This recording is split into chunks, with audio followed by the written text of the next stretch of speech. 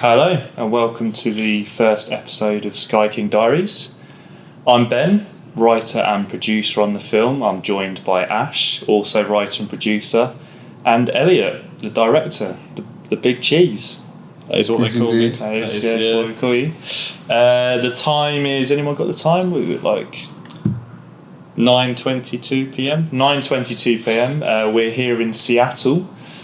Flew in yesterday. After a 6-hour flight from Florida, which we'll talk a little bit about.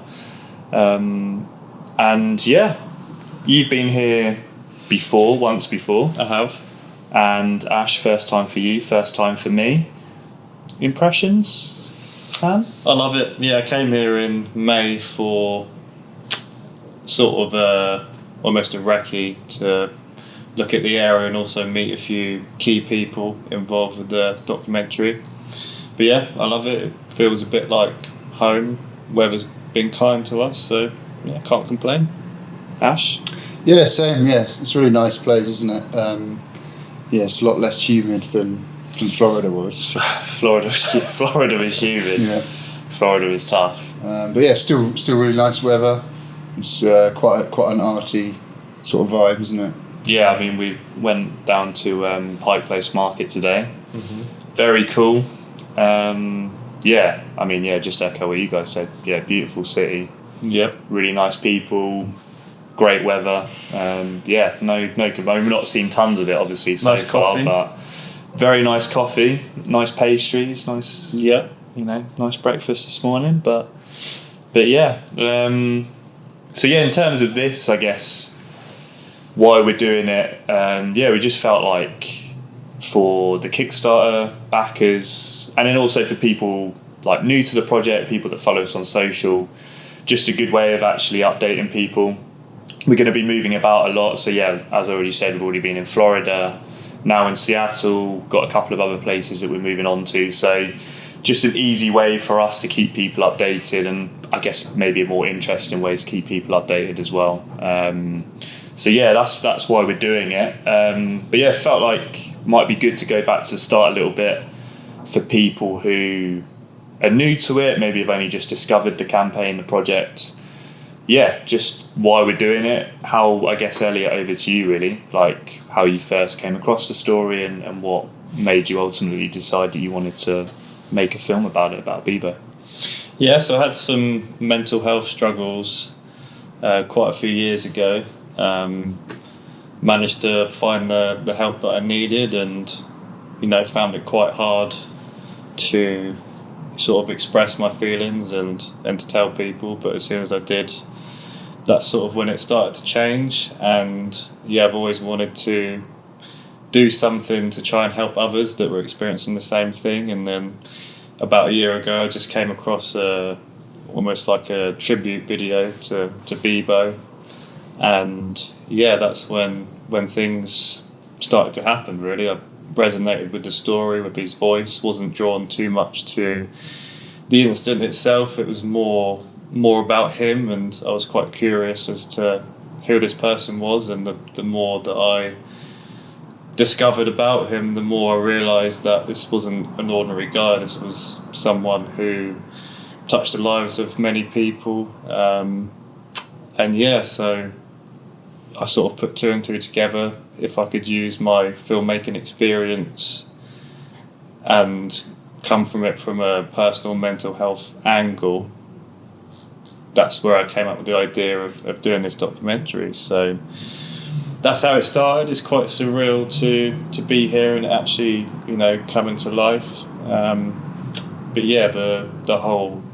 The whole mission really is, if we could help just one person by doing this film, then, to me, and I'm sure to both of you, that would be a success.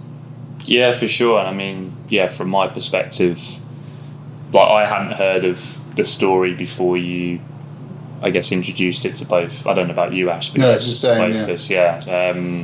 I guess in the UK it wasn't covered quite so much. I know in America it's obviously a lot more well known, and especially here in Seattle. But yeah, I mean, reading the description of the incident itself is kind of extraordinary enough. But then hearing the ATC, the transmission, that's where it really, that's when you know he was a special guy.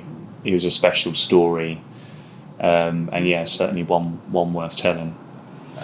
and you could definitely see just from listening to that audio why it affected so many people around the world as well. Made a real impact.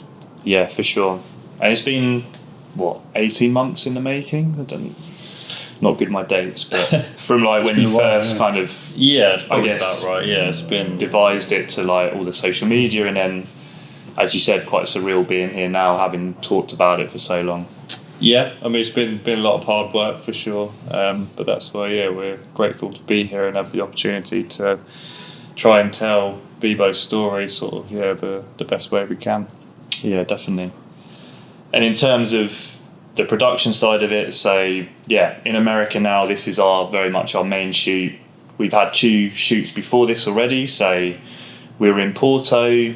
What was that back in July? Names? That's 2 very different months. But it was June actually. It was June. June. In the middle. Somewhere in the middle. End of June. It's gone. I think all sense of time has gone out the window. But that was a really interesting shoot. I don't know if you want to talk more about that. And then we shot in London after that, and I guess we won't say too much about who it was that we interviewed. I guess we'll let their stories kind of save that for the actual documentary itself. But there is a bit of a thread that runs through them, and I know that's a big part of the story that you want to tell. So we're looking at sort of the ripple effect of this story. So people who have been affected by it without directly knowing him, and the interview that we did in Porto with a guy called Felipe, who was without giving too much away, very very close to the story. We spent 3 days. 3 days there. 3 days of shooting, and he was very generous with his time as well. I mean, as with all these people, it's great to actually meet them in person and to put a face to it, because I've been in contact with all these people for quite a long time, and to actually go ahead and meet them in person has been really nice. So he was a fascinating guy as well. Again, I don't want to give too much away, because I feel like when you hear his story, when we finish the film, I feel like listeners will kind of realise just what a fascinating guy he was, and the effect that Bebo had on him, and what he ended up doing is pretty amazing. And on a side note, Porto, I feel like we've been quite lucky with where we've been able to shoot, but Porto, again, amazing city. And then London, as I said. I don't know if you want to mention too much about who we interviewed there, but a guy called Johnny, photographer and visual artist, I guess you would say. And again, really lovely guy. Again, very generous with his time. So those were the 2 shoots prior to here. And then our first stop on the big US tour was Florida. So landed in Orlando. We spent a few days there, and I think we'd agree probably the least intense leg of the shoot. Had a few free days where we could explore the area a little bit and plan a bit more around the interview that we were going to do when we were there, and get things set up. And then that all culminated in our interview with Chad from To Write Love in Our Arms. I think his title is Director of Outreach. Something like that. Director of Outreach. But again, for those who don't know, it might be good to talk a little bit about them as a charity, like why we're interviewing them in particular, and I guess how that came about in us, essentially doing this film in support of them. So our intentions was to always get a charity that we could support, and after doing quite a lot of research, I found To Write Love in Our Arms, who they help people that are going through mental health crisis, addiction, suicidal thoughts, and they not only are there as sort of someone to talk to, but they also give them the tools that they need in order to get help. And their whole ethos is hope, and that's exactly what we want people to feel out of this film, that there is hope and that there is help available.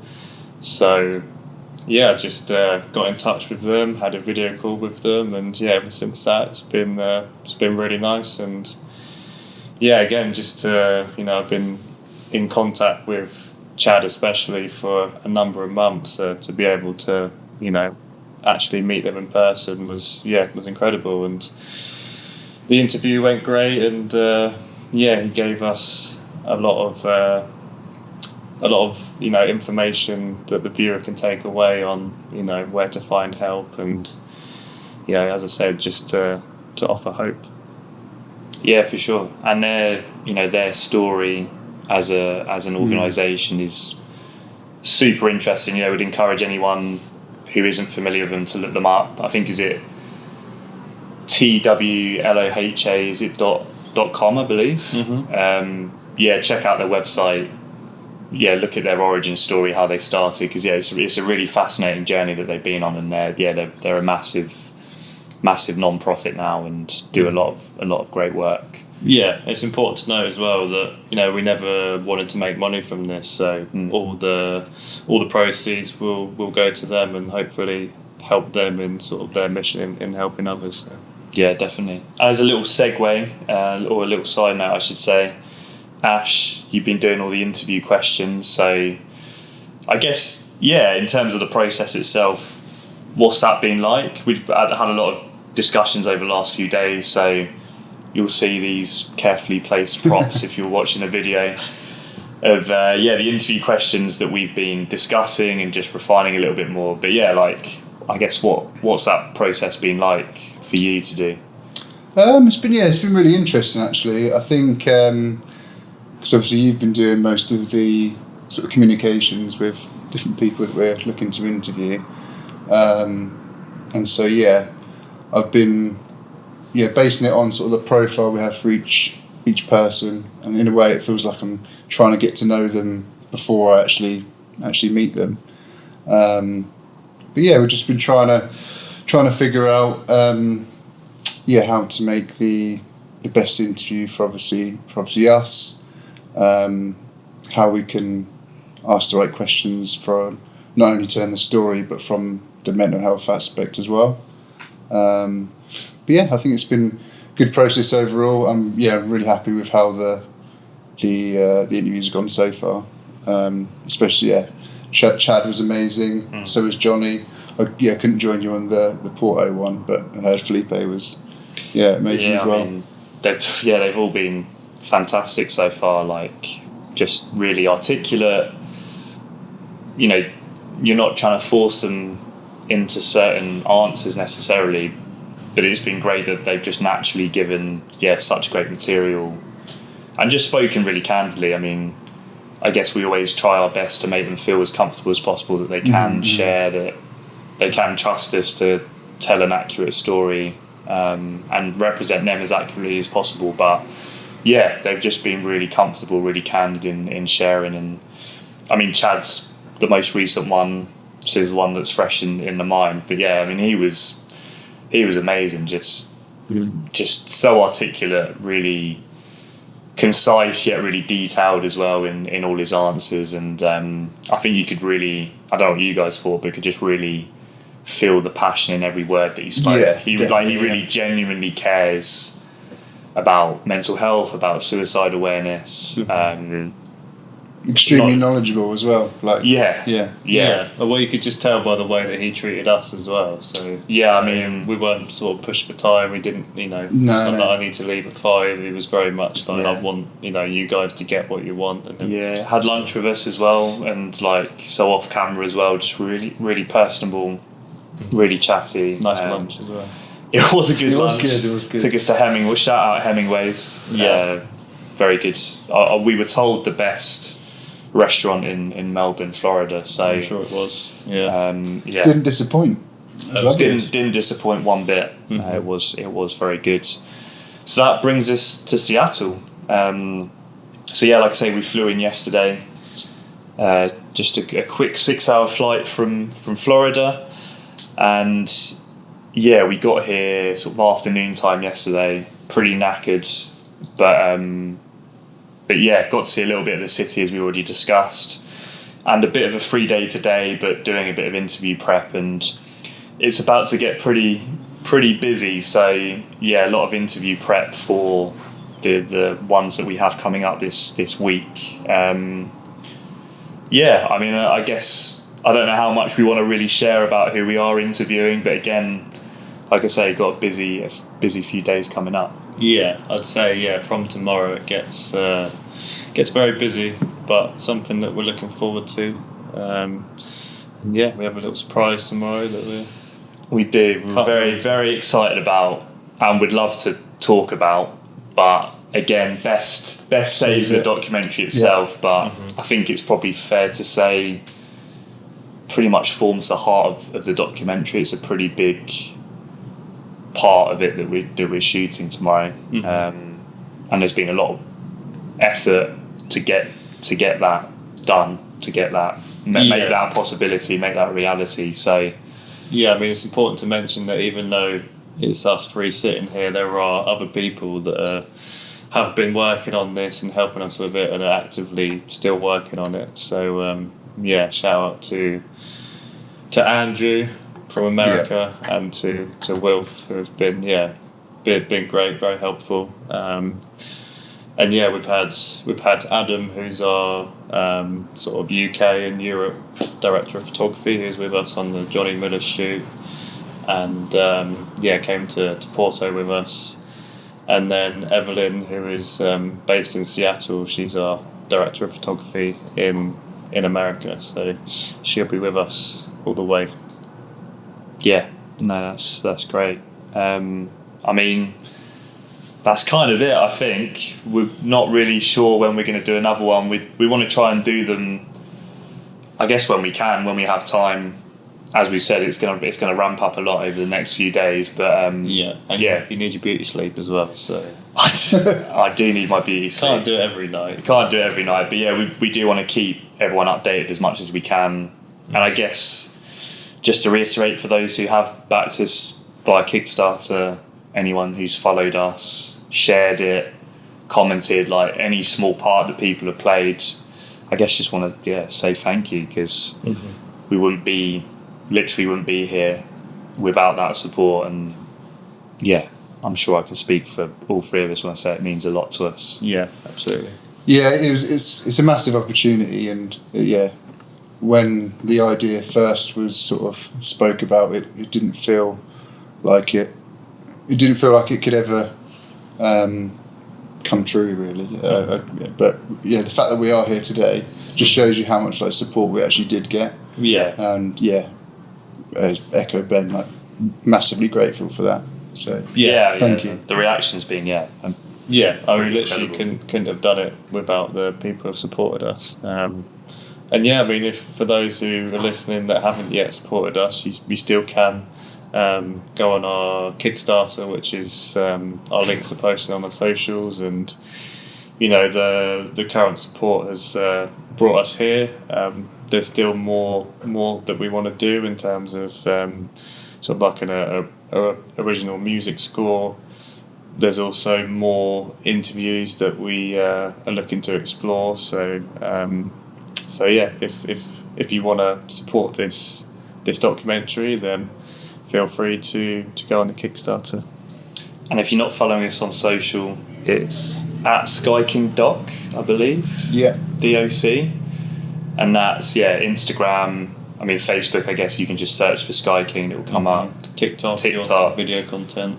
Bit of YouTube as well. I mean, YouTube, we tend to kind of whatever we post on social, but there's a couple of bespoke bits on there. But yeah, Instagram, TikTok, Facebook are probably the main ones. So give us a follow, give us a like, and I guess that's it. So we're off to get our beauty sleep ahead of a big day of shooting tomorrow. But yeah, just thanks again everyone for listening, for the support, and catch you soon, I guess. Catch you on the next one. Yeah. Bye. Cheers.